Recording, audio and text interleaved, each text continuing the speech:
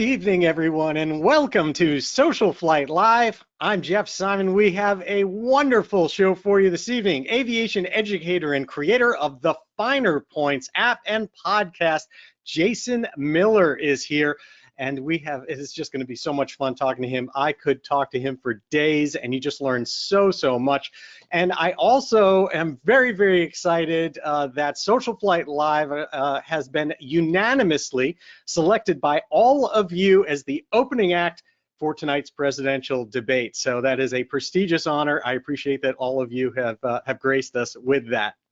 Before we get started, just a few things. First of all, things are booming inside of SocialFlight as we begin to slide into fall across the United States. We have tens of thousands of aviation events and destinations happening. So many amazing things. Get on there and check out what's happening because we are dedicated to getting you flying more and giving you all destinations and missions. It is all free to you and brought to you by these folks that you see on the board behind me here, and please thank all of them for making so much of this possible. And we have so many other cool things in there as well. We've got the Fly to Win Challenge. Just get the mobile app for your Apple or Android device. You can check in at different airports when you fly, and that gives you points, and you can enter in to win all sorts of prizes. We just gave away an Aspen electronic flight display glass for your panel, and on October 1st, coming up quick, we are giving away a Lightspeed Delta Zulu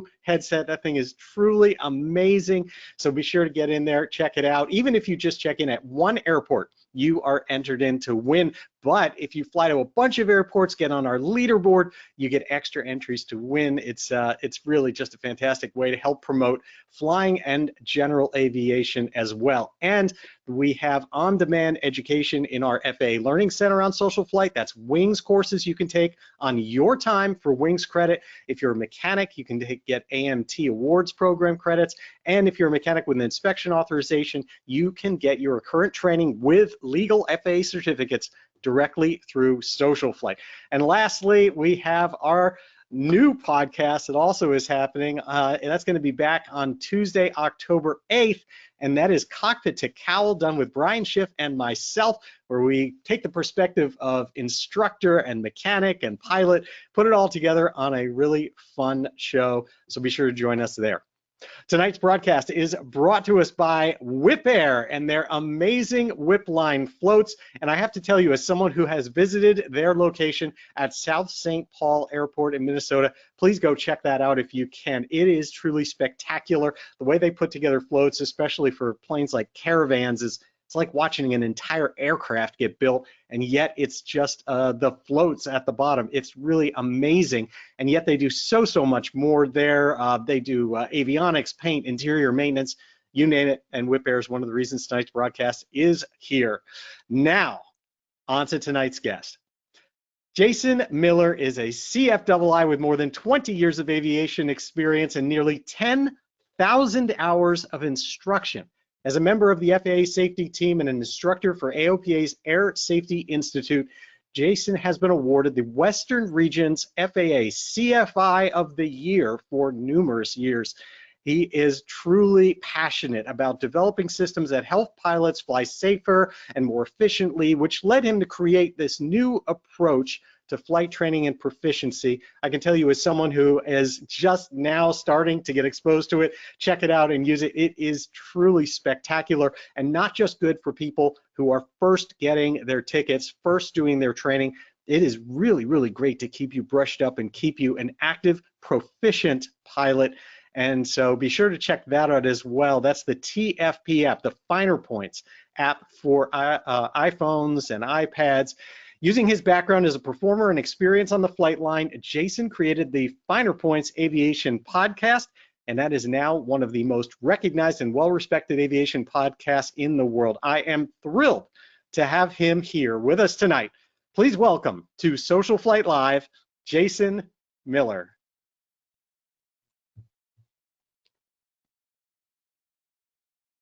Hey. Oh.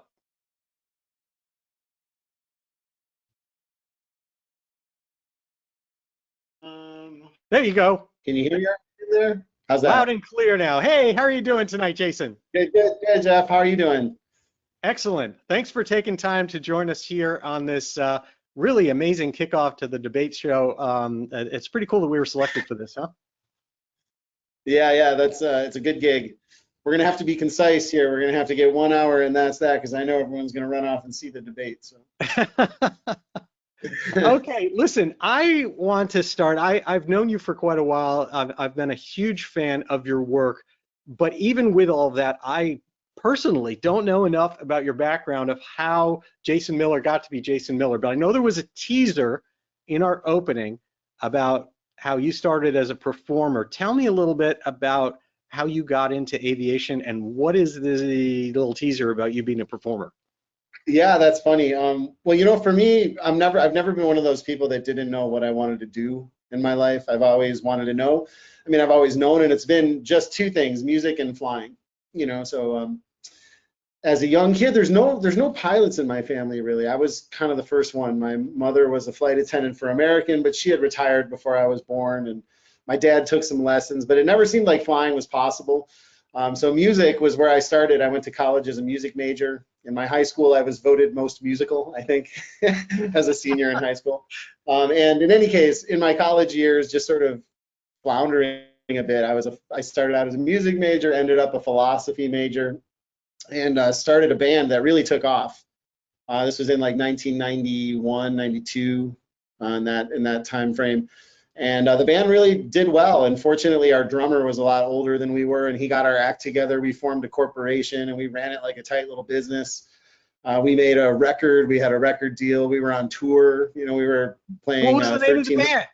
You can't leave. The name of the band was Citrus, like the fruit, Citrus. We were like part of the early jam band scene in the 90s in Chicago, which had a great music scene. Like Smashing Pumpkins was coming out of there, like lots of Urge Overkill. Lots of good music coming out of Chicago always. And that was my gig. But, as a musician on the road, you have hours and hours of downtime. It's like that the moment of the show is like a small portion of your day. And you don't know anybody except the band. So I just read a lot. And at the time, I had to mail order flying books. So I mail ordered one called Private Pilot Single Engine Land by some woman. I don't even know if you can find it anymore. It was the Iowa State curriculum for the private pilot. And I started there, and I ended up with the FAA books, but that was the joke in the band. Everyone would laugh at me because I would just sit there on tour and read flight training handbooks and stuff like that. And eventually the band broke up. This was a few years later, 96. And this was an interesting time because we had shows booked out for a year. And the shows, as you know, like in a rock club, like they end at like 2 or 3 in the morning. But I knew that I was going to be a pilot at this point because the band was over. I knew we were done. We were just running out our 12 months of commitments. So I went to the airport. I went to Palwaukee Airport, which is Chicago Executive now, and I got a job working line service. I didn't know anything about anything. I just knocked on the door and said, "Can I work? Can I work here?" And they, said, "Sure, you can drive the fuel truck." But my shift started at 6 a.m., right? So for this year, there were many, many nights where I would finish putting my gear away at 4 in the morning, after a show, and I would drive straight to the airport, change into my uniform, and fall asleep on the bench for an hour before the third shift guys woke me up on their way out the door. But that's sort of how I made that pivot. And, there's a funny joke, like in music, when you get into music, everybody says you have to have a fallback plan. And I thought it was deeply humorous that when I got into flying, I was meeting, now keep in mind, it wasn't the aviation industry of today, it was 97, so yeah. It was the route, right? And everyone thought you were crazy for getting into it. And so what everyone kept telling me when I got into it is, "Oh man, you're gonna be a pilot? You better have a fallback." And my joke was, well, I got one, that's music, So I tell all my musician friends my fallback is flying, and all my flying friends, my fallback was music, so. That's really funny. Did you have people in your family that were pilots? Do you have any connection to it beforehand? So this was just a gut desire to get into aviation. Well, yeah, I mean, you know how it is for us. Like, those of us that have it, like, you're probably gonna find your way into it one way or another. But it started earlier than that. Like, when I was 14 years old, we moved to a different house in my town that was on the final approach path to runway. Gosh, must have been runway 15 at DuPage Airport, if there's a 15 there, something like that. And planes flying over my house, and I just followed them. Like, I mean, a kid in the country on a Saturday, I had nothing to do. They looked low enough, and I was like, be home for dinner, Mom.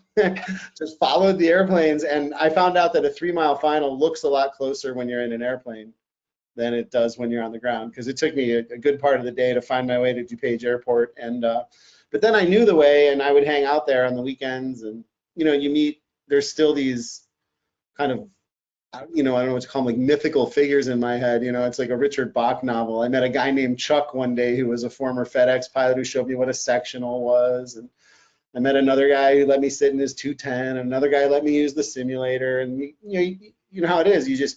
People get to know you and they help you.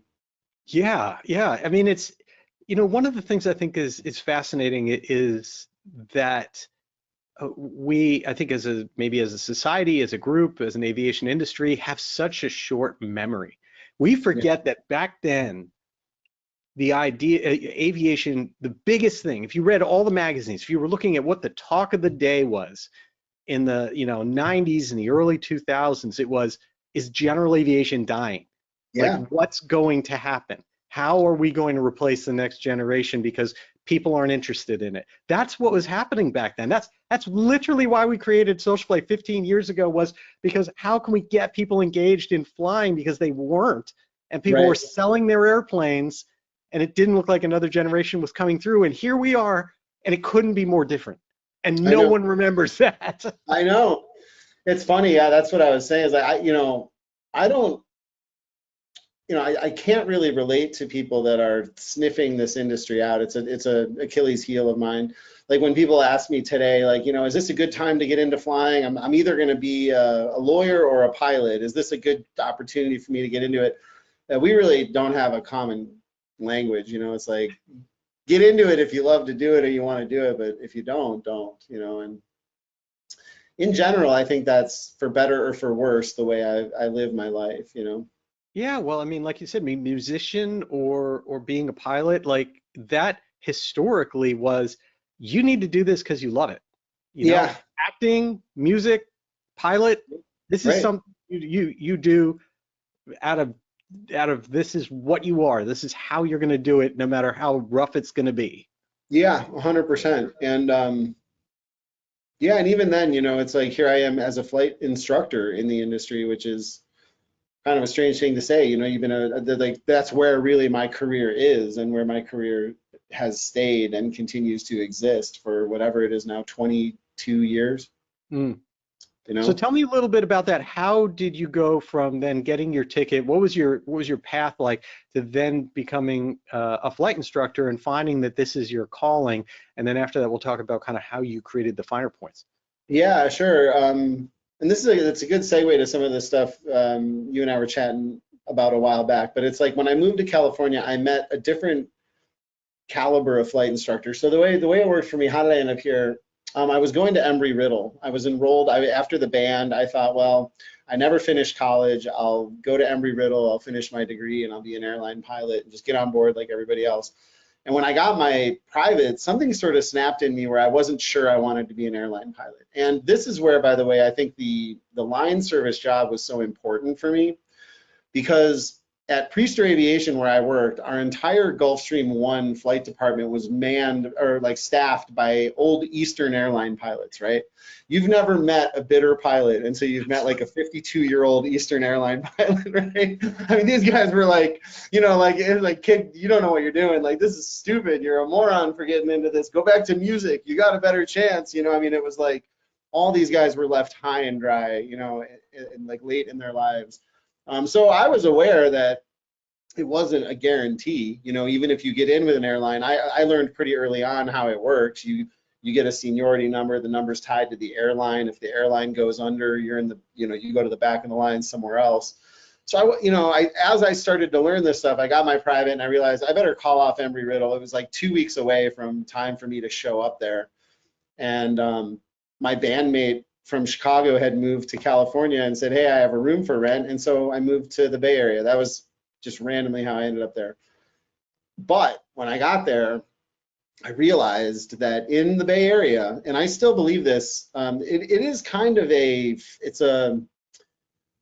it's a perfect storm for flight training, or at least in the years that I've been there. Maybe pre-tech, that might not have been as true, but since the tech industry has exploded, you've got an abundance of young male engineer types with cash in their pocket and time on their hands and weather that's flyable 365 days a year. It's like, it's a perfect storm for flight training. So people go there and they teach for their whole lives. Like, you know, it might sound strange that I'm a 22-year veteran career flight instructor, but I could give you 24 names of people that you don't know because they don't have a podcast and a YouTube channel that are in the Bay Area doing the same thing, you know?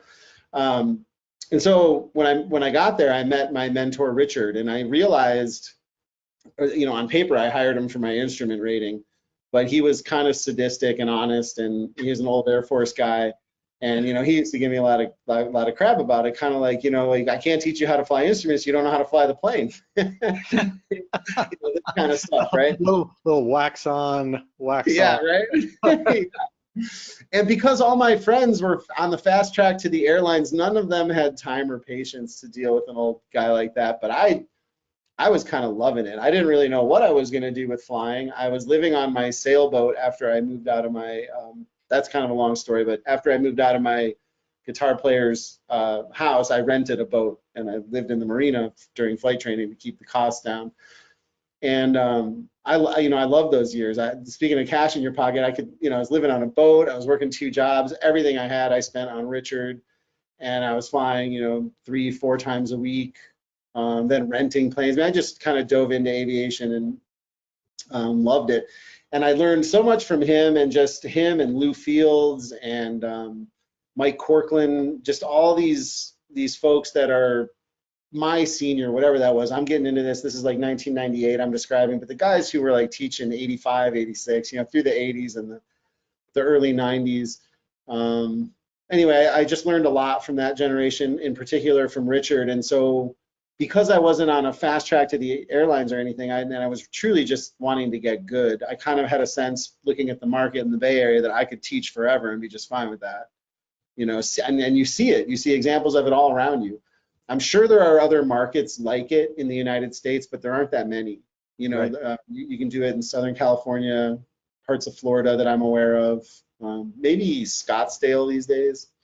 Anyway, you need a perfect storm of all the elements: the weather, the market, and the people that you know want to do it and can afford to do it. Yeah. Anyway, so I started to think I was going to teach for a while, and so by the time I got my CFI certificate in 2002. I was just like a racehorse coming out of the gate. I couldn't wait to teach my first lesson. I had my first lesson scheduled the day after my CFI check ride. That's how confident I was on the check ride. Wow. Yeah. and had you been, you know, a lot of people who really take to education in that way were natural teachers their whole life. Did you find that there was a bunch of corollaries early on in your life that you just said, this is what I do anyway? I mean, teaching's a form of performance, of course, but was there also something else that kind of brought you and made you so comfortable where you love teaching? No, you know, I think that, no, I mean, I do love teaching. And as it turns out, I realize, you know, after all this time, that I really am a teacher through and through. That's what I love. And I love flying. But I only notice what you're talking about in retrospect. But I will say this. That's the best way to know it. Yeah, I guess. And these days, I live in the foothills, so my family and I are up in Nevada City, and I go back to the Bay Area to do like one-off lessons and that kind of thing, but my actual students are here. And I'm not going to say anything disparaging about my current students. But I will say that the students that I've met and flew with in my time doing like exclusively in the San Francisco Bay Area are extraordinary people. Like, I got easily as much from them as they got from me over the years, and almost without fail, whether they were investors in tech companies or founders of companies or young kids looking to make a difference, or just people that from all over the world that are working at Apple, Google, and Facebook. Just the kind of people that I met, I really value. And even now, I have other instructors will ask me questions like, how do I motivate people, or how do I get them to put up with my rigid standards, or and all this sort of stuff.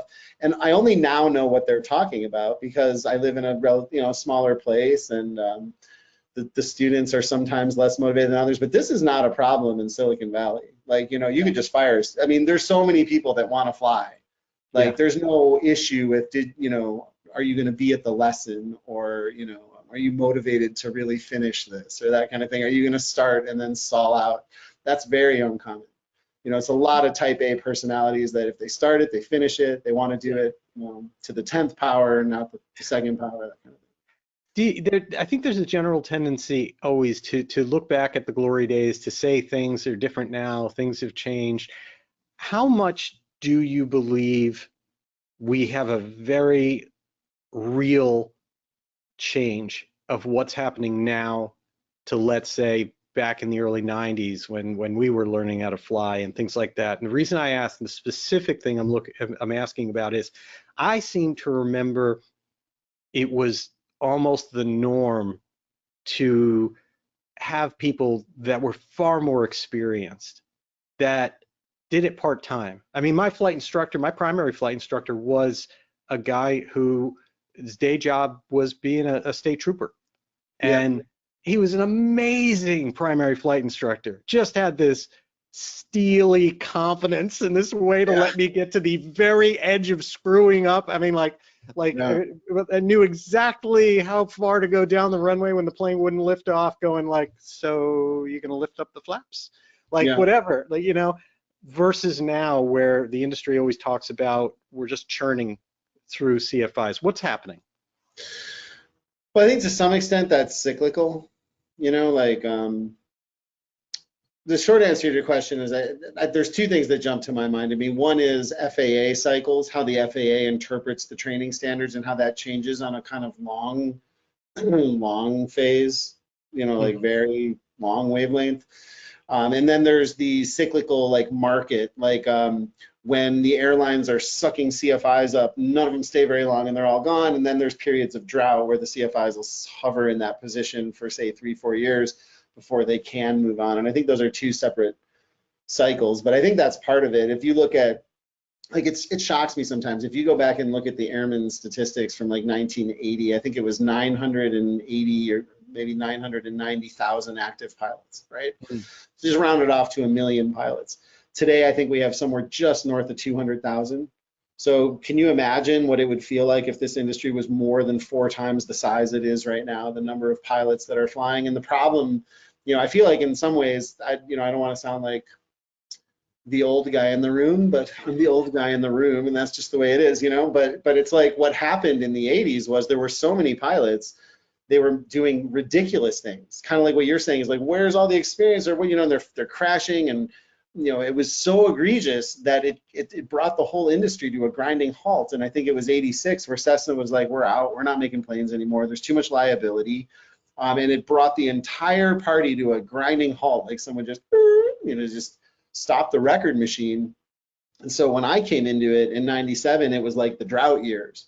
And if you were a CFI and you decided to stay with it after 86, you meant it. Like you were somebody that, you can't pry me off this airplane. You're the Lou Fields. And Lou had a trailer out at Oakland Airport. He was an old Navy Corsair instructor in the late 50s and 60s, I think. But he had a trailer out at Oakland. He had a Pitts S1, I think, and a Citabria, and an old sign that said, old Navy flight instructor. And that was, right. If Lou didn't care whether or not it was a popular time to learn to fly or if it wasn't a popular time to learn to fly. It's who he was through and through. And so I feel like when there's that cycle, right? And then also the same thing when the CFIs get sucked up to the airlines, they don't have a chance, even if they wanted to sit there for that long, they don't have a chance to sit there for that long. So that's one thing. And then the FAA, of course, follows those cycles also. Like this is it's just interesting to watch. I recently did a YouTube video on this whole teardrop into the pattern as an example of that. I'm pretty sure that if we all just hang in there another 5 years, this will be a non-issue in the rearview mirror. Nobody will be calling it a teardrop. It'll be a 45-degree entry and all the pictures will be updated. But then 10 years after that, somebody might say, hey, it'd be a good idea to do a teardrop, and here it comes back again, you know, and that. Yeah, we're See, definitely going to talk about that in a minute, but yeah. yeah, like on my private pilot check ride, for example, I had to demonstrate minimum controllable airspeed, which is like basically hanging on the prop, right? And that was something I had to learn and something I had to demonstrate in 1998 when I went for my private check ride. Well, where we are today with the ACS is that we don't do minimum controllable airspeed anymore. In fact, now we want slow flight, but if they so much as hear the stall horn, it's a fail. So we don't want the students so slow that they hear the stall horn. So Really? they're not bringing them anywhere near that edge of the envelope, right? And that's been that way for quite a good number of years now. However, they just added this new maneuver into the CFI ACS, which is taking us back in the direction of minimum controllable airspeed. And that's what I mean by there are cycles to the FAA. There are people that spend their lives there arguing for a certain thing, and then eventually they go away, and the accident data suggests what it does, and somebody else brings in a new idea, and it kind of follows its own cycle. That's really fascinating. I love that view of it because that isn't something I've really thought about before, and yet, as you pointed out, it makes perfect sense and it matches up extremely well. Of course, there's many other factors because yes, when I think back at that on the whatever I want to call it, you know, the glory days when you and I learned how to fly. Yes, I feel like the expertise in the people teaching us in general, and a lot of people that were other pilots at the time, was different and certainly had more expertise than now, but there was less enforcement and there were higher accident rates and lower safety technology, like all sorts of stuff. That said, when I think back on my original training, I think back on not just maneuvers, like show me slow flight, show me stalls, show me these things. I just remember my instructor, John McCory, taking me into tough situations. They weren't tough. I thought they were tough. And sitting there and going like, yeah, I'm going to have you actually take off from a short field. Yeah. I'm going to have you. He would bring me over an airport and say, I want, you know, you're now, whatever, we'd be on base basically at a high altitude or close to the runway. I want you to land. Yeah. And it was like, I don't think I can do that. He's like, yeah, you actually can. Yeah. And he's going to show me. And that means instead of just demonstrating things, using slow flight to land, using techniques. Tell me a little bit about how that fits, because I worry that's a lost art.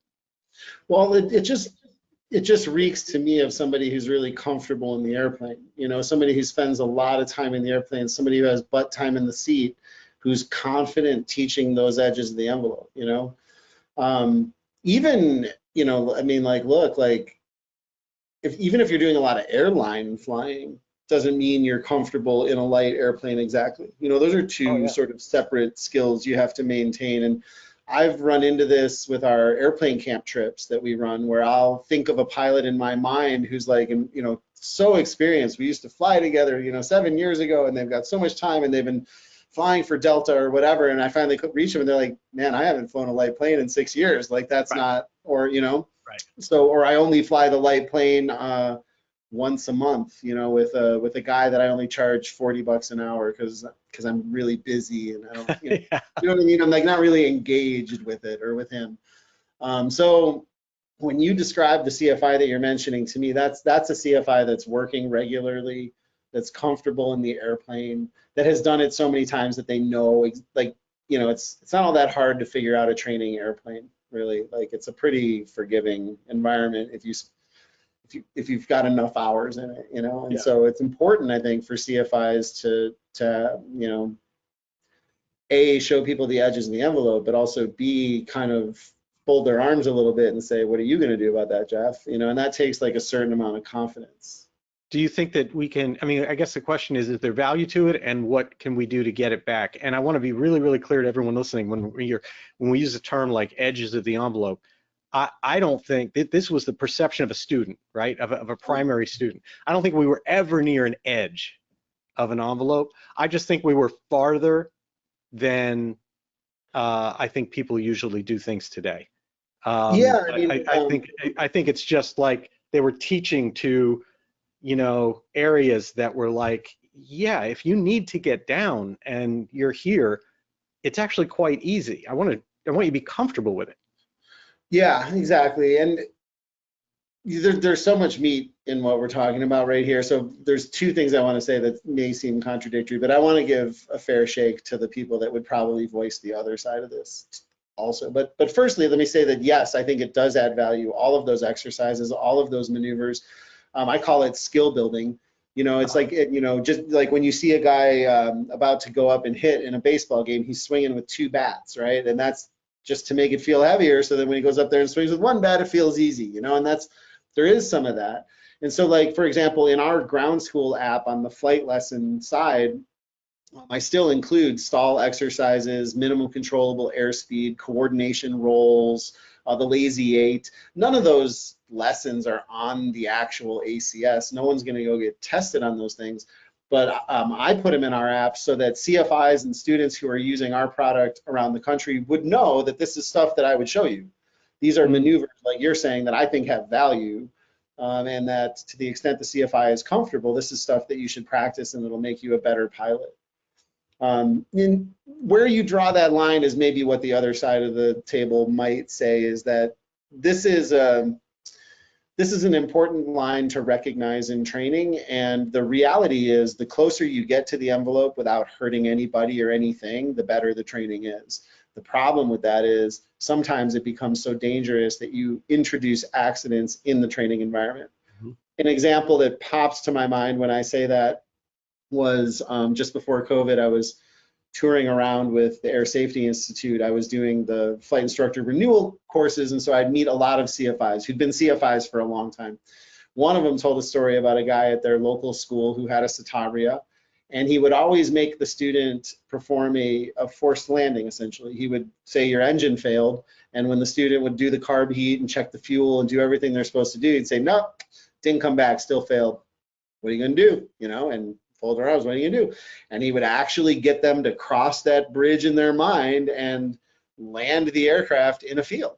Now, and the quality of that training is undeniable. There's nobody that walked away from that experience who didn't learn something profound, right? The problem is one day this particular instructor misjudged it or went to a different field or didn't see a power line and he killed himself and a student doing it. So we, as a professional group of flight instructors, have to figure out where that line is and what we're comfortable with. And I know a lot of CFIs that walk that line and flirt with that line, especially, as I mentioned, in the Bay Area, where you have so many career flight instructors who are all very proficient and they fly every day and they know what the plane can do and they're out there showing people, and every now and again push it a little too close, and they don't hurt, and they collapse the gear when they have a really hard landing in a Citabria or stuff like that, or bend the prop, or this kind of stuff happens. And so it's a fine line we walk in training. But I certainly think that the maneuvers we discussed here, the ones I mentioned in the app, minimum controllable airspeed and stall exercises, assuming the CFI is comfortable, are really valuable. That certainly makes a lot of sense. I couldn't agree more. You can't go one direction, any direction too far, and start compromising safety. And yet at the same time, there's certain thought processes or abilities that I just hope that we're spending enough time on. Another one I wanted to ask you about is the idea of the thought process that a pilot needs to have when something doesn't seem right, and how to get past that, how to reduce that point, that delay factor, or find out how to solve something. This is something I think maybe all CFIs do, but certainly more experienced CFIs know how to put something in there that's get someone to get comfortable with the process of something's not right. Yeah, what do I do? That's a thought process, because I say that because that's a thought process that I feel like hurts a lot, kills a lot of pilots down the road. Well, I think there's kind of two, just shooting from the hip here. sort of two things that come to mind right away. I mean, one is the sort of critical response items to an imminent crash, right? Like engine failure on takeoff, there's no time to think, what am I going to do here? You know, it's like for those, you better be ahead. And the way, you know, Richard, my mentor, used to make me do it, and I'm a little less strict about this, but sometimes I wonder if I should be, quite honestly. But he used to make me sit in the run-up and say, you know, we're the pre-takeoff briefing, you know, we're about to take off here from Oakland. At the time it was runway 27 right. You know, and all the things I would say, and I would say, he would make me say, when the engine fails on the takeoff roll, we're going to just pull the mixture out, you know, and touch everything, pull the mixture out. We're going to slowly bring the airplane to a stop. We're going to shut the fuel off. We're going to turn off the mags. We're going to call the tower. We're going to turn off the master. If we get lucky and the airplane rotates at 55, we're going to leave the ground at 55. We're going to start to accelerate to 74. But when the engine fails at 200 feet, we're going to make sure the throttle's out. We're going to pitch forward. We're going to land straight ahead, you know. So he would literally make me do everything he could to get my brain into the idea that this was truly the next minute and a half of my life. Like, welcome to your flight lesson. In the next 90 seconds, we're going to crash this airplane back on the runway. Are you ready? What are you going to touch? What are you going to do? You know, and then make sure that I was that ready for it. And again, I had all my friends going, dude, he's milking you. How long was your run up? Your run up was 35 minutes. This old man's milking you. I heard that. I can't tell you how many times. Not true, though. Definitely not true. He was not. That's fantastic. So, I mean, yeah. I mean, what better way to do that? I think that's how I've always understood airline pilot training. This is exactly what's going to happen. You know, you're going to do these things. Exactly. Yeah, and then I think the second thing that, you know, what you're talking about is, like, let's say it's en route or there's something plaguing you or you know, bugging you. There's a lot of things to think about there, but one thing I would think is I always tell people, slow the airplane down first of all. And even if that means circle where you are, but just like, if things aren't right, it's not usually the good thing to just keep barreling off into some direction unless you're like on your way to some airport, you know. And I would think take stock of what is working, you know, just aviate, navigate, communicate idea, like, is the plane flying? Is the engine running? Do I have fuel? How bad could this really be? You know, and like start to, you know, add it up. And then the last thing I guess I'll say is, you know, and this is always a tough one, because the one thing about training in California that you don't get as good as everybody else in the country is experience with weather, right? So I always worry about my little baby birds when they learn here to fly in California and then they go off to another state. What are these cloud things? Yeah, exactly. What is that white stuff on the ground? And the sky is falling. Something falling out of those clouds. So I always say to them, if you find yourself out there in the wild in another part of the country and you're just not entirely sure about something, you see a cloud in front of you, you don't know if it's safe to keep going, or it looks a little like sky's obscured, or whatever it is, land the airplane at the first available opportunity and just go into the pilot's lounge, grab yourself a soda, maybe like a Snickers, you know, re-up on that, you know, blood sugar, and look at it again and then make a decision. And if the correct thing to do was to continue flying the airplane, it's easy enough to get back into it and continue flying. But in my experience, usually when your feet hit the pavement, there's a new level of clarity. Yes. The minute you leave the aircraft and put your feet on the pavement, you're like, well, I am feeling a little tired. I guess it's not a big deal if I don't make it there tonight. And there is a hotel a mile down the road, you know. You start thinking in a different way. So makes sense. So tell me about the finer points. Tell me how you evolved into this and what it actually is for everybody to understand. Yeah, it's again, I credit my students. Here I am, a CFI former performer living on a boat. I had a flip phone, 2005, and one of my students said to me one day, you should start a podcast. And I said, what's a podcast? And he said, I'll send you one. So he sent me NPR Star Date, I think. Does anyone listen to the NPR Star Date? And what it was is like a short little, like 3-minute little informational tidbit about astronomy, right? So it was like, you know, did you know that a quark was a blah? And it would just tell you this cool little thing about a quark. And I was like, I never knew that. So that was my first exposure to podcasts. And it didn't take much after that till I realized, wow, I could just make short little flight training tips, things that Richard has told me, things that I'm perfecting myself, like the finer points, and just get this information out to anybody, and they can actually like plug into it, and when I publish it, they get notified. I mean, this was all brand new, and that's how it started. The Finer Points Aviation Podcast was the first flight training podcast ever made. Wow. Yeah, October 14th, 2005. And the early episodes are very Stardate-like, you know, very short, composed. But yeah, then it evolved from there in the YouTube channel, and yeah. You'd crack up at some of my sponsorship conversations in '05, by the way. I went to Sun and Fun in 2006 with my new podcast, and every single director of marketing I ran into said, podcast? What's a podcast? I thought, man, I'm maybe a little early, but yeah. Yeah, exactly. This is going to take a while, but you now own the space. That's Yeah. fantastic. Yeah, it put us on the radar, you know, put us on the map, and ultimately that's what the business is. And if that's all you do is watch the YouTube videos and listen to the podcast, there's tons of stuff to learn. But ultimately, there's also a paid access app called Ground School. That, all right, so I want to show that because yeah. I love that. This there thing, it is. Ground side, flight side. Tell me about that. Yeah, that's myself and my co-founder Todd Eichel, and now our partner Jacob Cross is also. There's 3 of us on it sort of full time. We've got another group of about 9 part-time people, CFIs mostly, that help with the content. But it is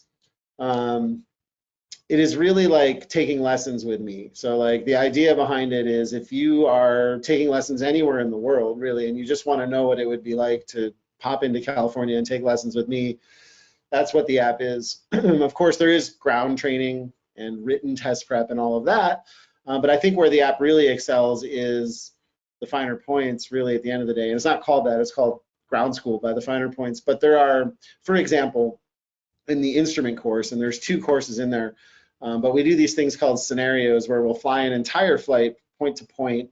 So it'll be, you know, the marine layer fog, it'll be 400 overcast, and tops maybe 2,000 or 3,000, and we'll walk you through how we select the route and how we get the clearance and how we set up the radios, and it's all just divided into these nice little segments that bring you along and show you real world flights or higher level lessons if your CFI doesn't have much experience and you just want to see what, like, you know, Jason's been doing this for 2 decades. I wonder what he would do with me if I went to California. It's like, it's in the app. You know, you don't have one of the things I want to emphasize about what I've seen so far in it is that it to me as an outsider, as a newbie, it is almost a misnomer of like being ground school, right? Because I think a lot of pilots who already have their tickets, who have an advanced ticket like an IFR or a commercial, think of ground school as like, I think I remember that from 15 years ago. I mean, you know, but that's not what this is. This is so much more, because this is, like you said, scenario-based training for existing pilots, also for advanced pilots to keep brushing up on your skills. Tell me a little bit more about that. Yeah, well, you know, it's both things. So if you're coming into it brand new, of course, it has everything you need. But I also really feel like when I go out and lecture, when I talk to pilots about safety, and I do it a lot at this point in my career, most of my talks are about safety. And what we really talk about is emulating professionals. You know, the pros do it really well. Like, there's a reason you're not afraid to get on an American Airlines flight for the most part, you know, or a United flight. And there's a reason you should be a little skeptical about, you know, some dude named Rick that has an old 170 and you've never met him before. You know, it's like the airlines are doing something right. So what is that? And we model that in the app. And one of the things they do is they go back for recurrent training. So we invented this concept of knowledge recall, where the app keeps track and says, like, hey, it's been like 100 days since you've looked at your standard operating procedures. Maybe you should brush up on those. And it'll like offer you a short quiz, and you can charge up your knowledge. And we keep track of, you know, you can see it graphically depicted. I think if I show you my version, because I've been going through it, you can see some of these circles are are orange, some of them are green. I don't know if you can see that, but the orange ones are telling me I need to brush up. You know, so we're trying to create a product that has like this ongoing engagement. And even when you finish the course, like we said, we're releasing scenarios. So We work with YouTube partners like Flight Chops and SoCal Flying Monkey and Blanco Lirio, and sometimes just our own stuff. But we'll see what's happening to people out there in the wild. You know, like SoCal Flying Monkey flies up to the gorge every year. One year he encountered a layer of smoke and didn't know what to do with it. So we'll break that apart like a lesson. We'll say, let's talk to Eric about that. Let's see what the information was that he was looking at. What decision would you have made? And then that becomes a scenario in the app.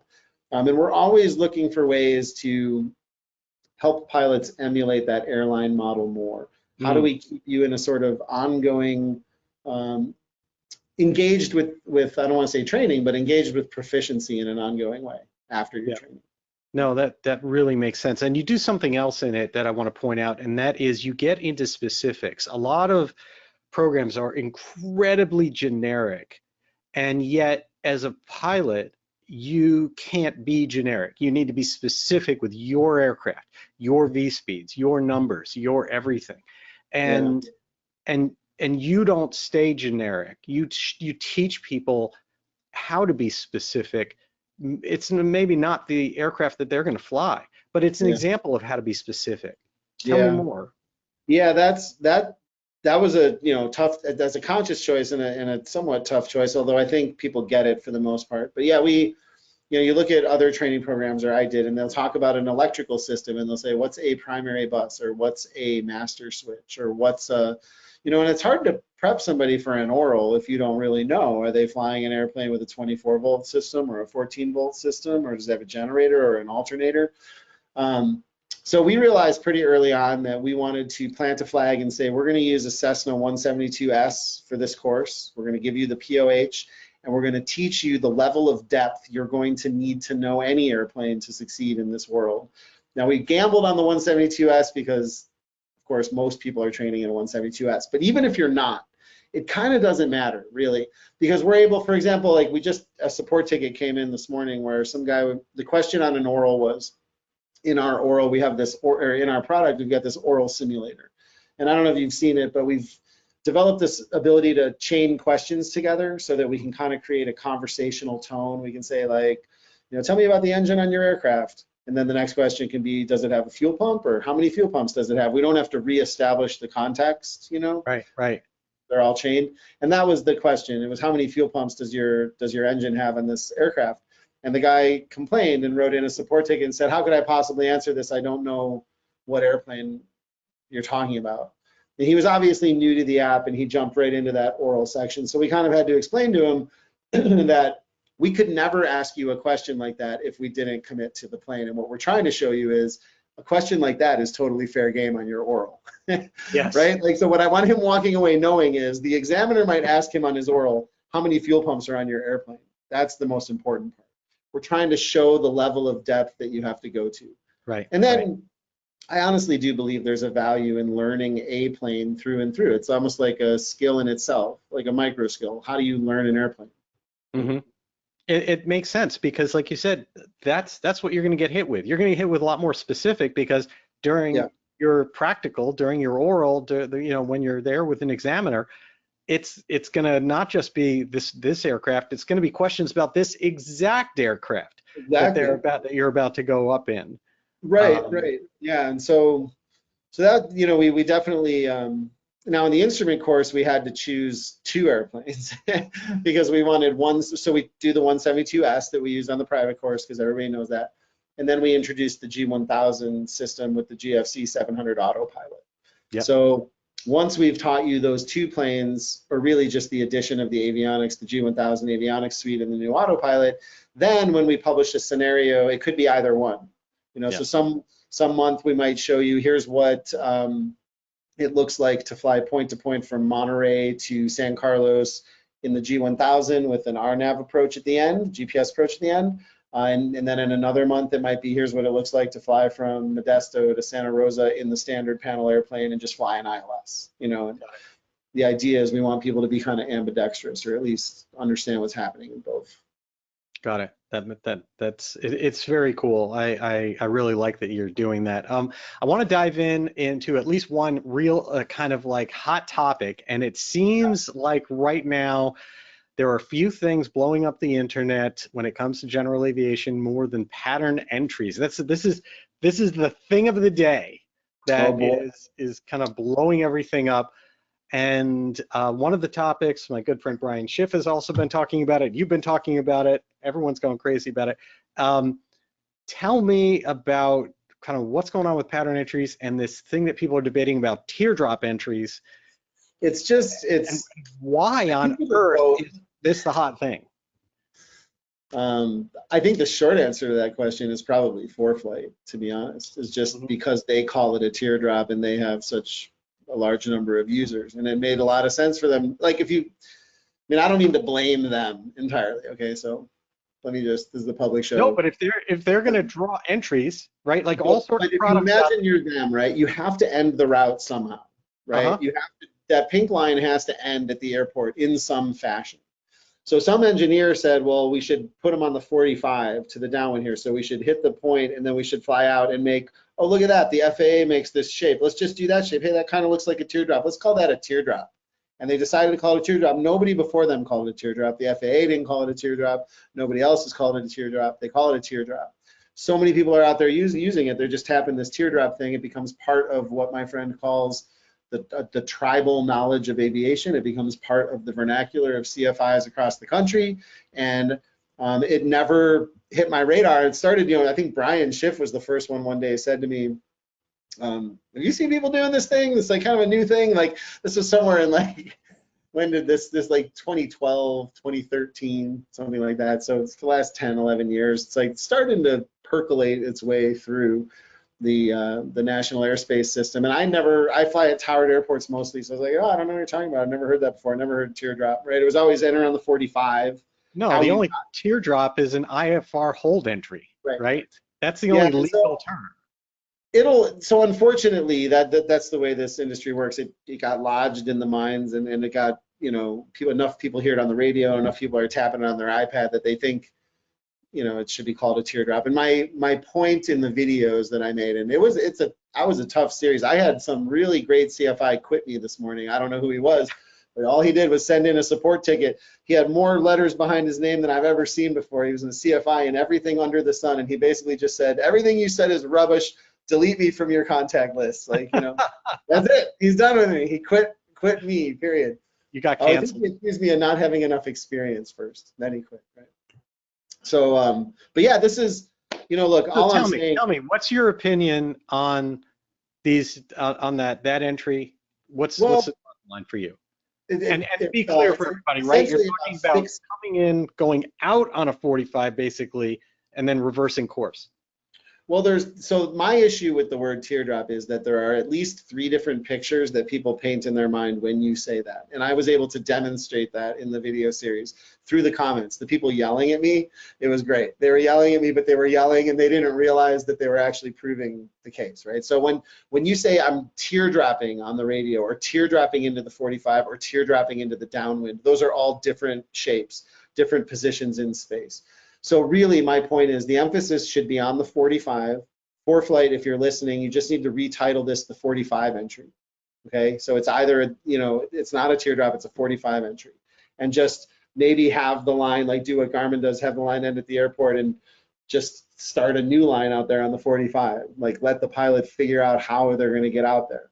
But what I'd prefer to hear on the radio, and what we've always heard on the radio before this started creeping into the sort of language of everything, is just tell me where you are. I'm 2 miles north of the field, maneuvering to enter on the 45, or 2 miles northwest of the field, or 4 miles north of the field.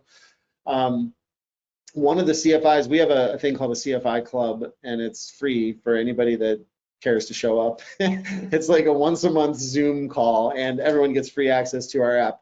But on the last Zoom call, one of the CFIs in the room gave us a huge gift. He said, he was an agreeer. There's agreeers and disagreeers. And by the way, one of the commenters who was yelling at me ended up on the CFI club call. So he was like, I was that guy. But anyway, the gift we got was, this CFI told us that the language he uses is you overfly the field and then you leave the area and then you enter the pattern. And that's my point. That we need, as instructors, we need to make a break from, it's not this beautiful sweeping shape that FAA drew or some picture you have in your mind. Because depending on how you cross the runway, whether you cross it perpendicular and teardrop into the 45, or you cross it on an angle and teardrop into the downwind, or you cross it this way, then jog to the left a little bit and teardrop right back down into a midfield. Like, these are all examples of people describing this thing. I know exactly what we're doing. They're doing this, and they're all saying different things, right? Just breaking away from that language. It's get out on the 45, be clear about how you're getting out there, and it's a 45-degree entry. That makes sense. And so let me just wrap this one up with a quick kind of hit you with a couple things and have you give me right or wrong. Okay. So I'm old school. I was taught if you are on the side of the pattern, meaning like left pattern, you know, you're on that side, well then you just bring yourself into a 45. Like, that's your goal. If you're on that side of the pattern side of the runway, pattern side of the airport. If you're on the opposite side, you can either do a midfield left crosswind entry, let's say, assuming, and I'm really saying assuming, that you're not cutting anyone off, that there's not a lot of extra stuff going on, or if there's a bunch of people, then you're entering a upwind and then working your way in through that left pattern, essentially. Right or wrong? Is there something wrong with that? Well, no, I mean, like, I was in agreement with everything you said, right up to the upwind part. I wasn't totally clear on that, but just so you can. I guess all I was saying is, like, if something was busy, I was always taught you don't do that midfield left crosswind. You go down and you're entering down like where the other people are coming. They're coming up on a 45, and you're coming from essentially a crosswind. Right. Like, that's all I meant. Yeah, and what these people are saying are the people that are not, you know, that are quitting me or whatever for saying this. They're basically saying that you fly over the pattern when you come from the wrong side or from the dead side. You fly over the pattern until you're 2 miles clear of the airport, and then you make a teardrop turn onto the 45. Okay, that's why I gave you the yes or no or right or wrong. Is if you don't do that and you do what I was taught, is that seems like even if you do it, legal. Look, this is the thing that I want. I mean, I don't like you know, some guy wrote in and he said, look, my plane's too fast. That works for me every time I cross midfield. I'm always perfectly perpendicular, and I teardrop back into the 45. It's like, great. If you do that, that's fine. But don't call it a teardrop on the radio, because it's like when you're in a turn and ATC goes, you have traffic at 5 o'clock. It's like, that doesn't tell me anything, right? And if you tell me you're teardropping into something, like, I don't trust you. I just had a comment war with, you know, with thousands of people, all of whom have different ideas of what a teardrop is, where it ends, where it begins, what it means. Just tell me where you are, you know, and get on that 45. It reminds me, you know what it sounds like to me? I think it was last summer, I was over flying into Griffiths, New York, and which is a towered airport there. And someone called into the airport saying that they were 3 miles left of the airport, to the left.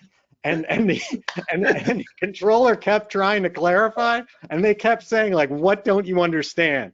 I'm 3 miles left of the airport. And so, exactly, you're not doing anybody any favors. You can't make this stuff up, man. Exactly. All right, well, listen, Jason, we are at the time of the show. I would like to do SocialFlight's Fast 5 before we wrap up our program with you tonight. So how do you feel about that? I love it. Let's do it. Let's do it. You can't. There's no wrong answers in the Fast 5, are there? No. Well, we're about to find out. Right. Jason Miller, this is your SocialFlight's Fast 5, 5 questions for people to get to know who you are. Jason Miller with the finer points. So, are you ready?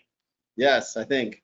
Okay. Question number 1. You have flown a lot of different aircraft during your more than 20 years of flight instruction and so many other things. Is there one, either type or plane in particular? Is there something that is closest to your heart in all that time? Yeah, like an 85 Mooney. And not the later ones either, like something about the early 80s Moonies. Yeah? Yeah, I don't know. It's hard to reason? What is it about that? I don't know. It's a difficult question to answer, but I know that every time I get in one, and I have a student that owns one right now, so I'm in it every Thursday morning, and every time I get in one, I think to myself, man, I love this plane. Like, you just literally like being snuggled up with someone else. Is that what it is? It's what? It's like being really snuggled up with someone else. Yeah, it's everything's right. Like the where you put your hands and rest your hands, the way it flies, the way it handles, the harmony between the controls, the way the pedals feel, the way it just like pretty much everything about it. And I've flown the later models like the Ovation and the Acclaim, and I didn't have the same feeling. I mean, I like those. They're a lot faster. I mean, That's awesome. there's like some sort of a resonance sweet spot there, like somewhere, I don't know, 83, 84, 85 movies. Love it. Excellent. All right. Question number 2. Can you think back on either a scary or impactful moment of flying that somehow changed your view, something that you learned something from? Yeah, I mean, there's 2 of them that jump to mind. Both of them are continued VFR into IMC, and they stand out in my mind because continued VFR into IMC kills more people than all other weather accidents combined, and I was experienced when this caught me. But one time I was angry. I didn't know how upset I was about something, and I was with my family, and we ended up executing a leg of a flight that I probably shouldn't have, and found myself in deteriorating weather 6 minutes from my destination, but wishing I wasn't in wishing I wasn't in that situation. You know what I mean? When you're looking at the GPS and you're like, I'm going to be where I need to go in 6 minutes, but I'd rather not be here right now. We should have stayed. You made the wrong choice, you know? That makes sense. And there was another time again with a student when I'm a double I, I'm perfectly comfortable in the clouds, but a student and I were trying to find our way through a hole, and we ended up in IMC, and it was an embarrassing, awful experience. But you know, so both of those experiences, I feel like you come to know yourself a little bit if you've been doing this long enough. And I definitely have a anti-authority voice that's prevalent in my mind. I have to like really catch the red flags and rein myself in. Got it. All right. Question number 3. If you could briefly go back to any time in your life, not to change things, just to, let's say 15 minutes, you get to go back and re-experience something because it was truly special for you, what would that moment be? It's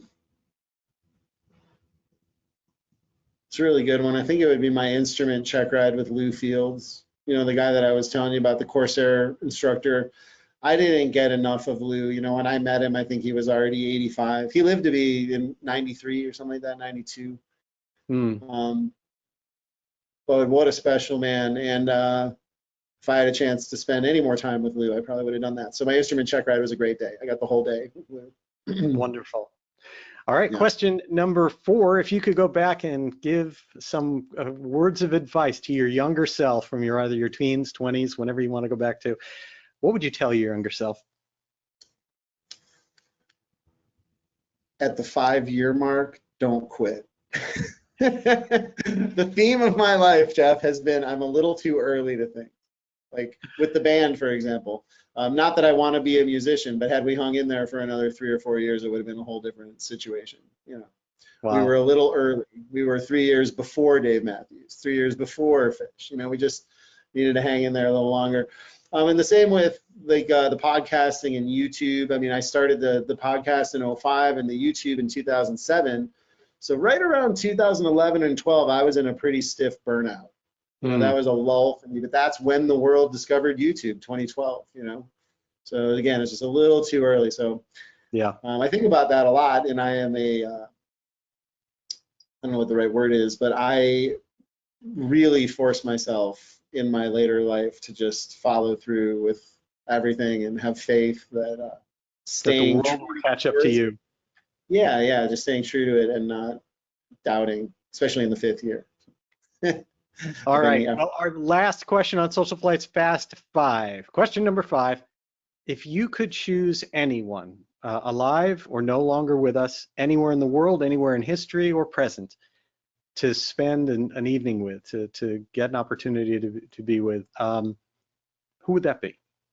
Wow. I think Amelia Earhart is up there.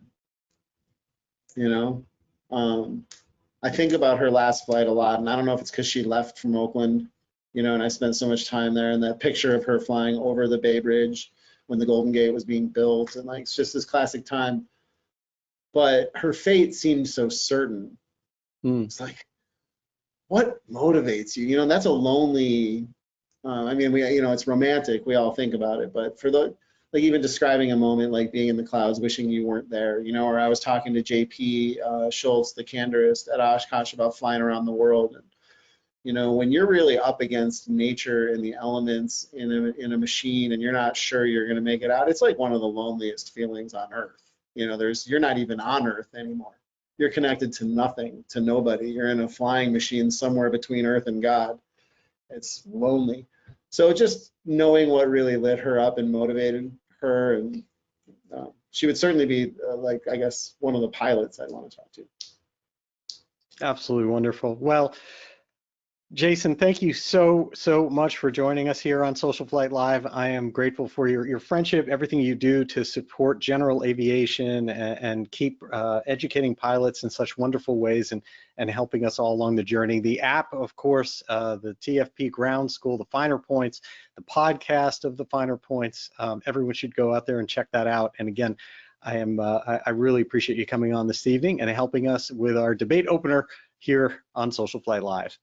Yeah, thanks, Jeff. I really appreciate it. And I just want to say I love what you guys are doing. I think, you know, pilots need a mission, and the fact that people can get their certificate and rather than just burning out and you know, or going to buy a couple hamburgers and being done with it after how many day tours, you give them places to go, curated photos. It's pretty amazing. So I've been watching you. I know you're an old timer like me. We've been at this a long time. So congrats on everything you do, and thank you. I'm really honored to be here, and I'd love to do it again sometime. So thank you. Absolutely, would love to have you. Jason Miller, the Finer Points, thank you so much, and have a wonderful evening. Thanks, Jeff. You too. All right, take care. See ya. And thanks to all of you for everything that you do to support general aviation and for joining us here tonight on SocialFlight Live. We'll be back next Tuesday evening, that's September 17th, with a bit of a surprise as far as what our guest is going to be. We have a couple things going on. Kenny G would like to join us for Tuesday night. He is in the middle of a book tour promoting something that he's got that is truly amazing. He's going to try, but we are not sure yet if he's going to have to do that or reschedule. And we also have Jolie Lucas on deck coming in, who is, oh my God, so fantastic. She has a date that she's coming on the show for sure, and has also said that she would step in and do some improv here for Kenny if his book tour takes him away from that. And then on September 24th, the week after that, Teresa Claiborne, the first female African-American pilot in the United States Air Force, will be joining us. I know Teresa very well. She is an amazing individual, one of the most accomplished, fantastic people, truly spectacular, and someone that you're really going to want to meet. And then on Tuesday, October 1st, Jimmy Graham from the NFL, former tight end of the NFL and pilot and chair of EAA's Young Eagles, will be joining us here on SocialFlight Live. Until next time, thank you so much for joining us here, and I wish you all blue skies.